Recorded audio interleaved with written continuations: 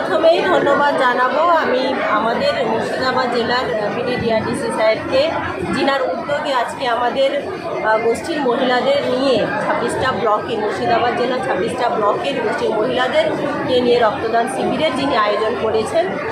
এই রক্তদান শিবিরে আসার পর আপনারা হয়তো বুঝতে পারবেন যে ওনার উদ্যোগ বা আমাদের এই যে রক্তদান শিবিরের ধারণা, এইটা নিয়ে মহিলাদেরকে এগিয়ে নিয়ে যাওয়া। প্রথম পয়েন্ট আপনি আজকে আসার পরেই বুঝতে পারবেন, বা যারাই আসেন বুঝতে পারবেন যে মহিলাদেরকে, আমাদের গ্রাম্য প্রান্তিক এরিয়ার মহিলাদেরকে আমরা কিভাবে এগিয়ে নিয়ে যেতে পারি, তারই একটা প্রচেষ্টা চলছে। আমাদের জেলার আধিকারিকদের মাথায় এই প্রচেষ্টা এসছে, তার মানে আমরা মহিলারা সত্যি ভাগ্যবান। এবং আরও একটা জিনিস, যে আজকে রক্তদান শিবিরে প্রচুর মহিলাদের সমাগম হয়েছে। এই সমাগমের আরও একটা কারণ যে আমাদের মুখ্যমন্ত্রী মমতা বন্দ্যোপাধ্যায় মহিলাদেরকে যেভাবে সম্মান দিয়েছেন, সেই সম্মানের জায়গাটাকে, সেই সম্মানের অস্তিত্বটাকে বজায় রাখার জন্য আমাদের এই মহিলাদের সমাগম। খুব সুন্দর একটা রক্তদান শিবিরের আয়োজন, পুলিশ জানানো উচিত এবং আমরা পুলিশ জানাচ্ছিও।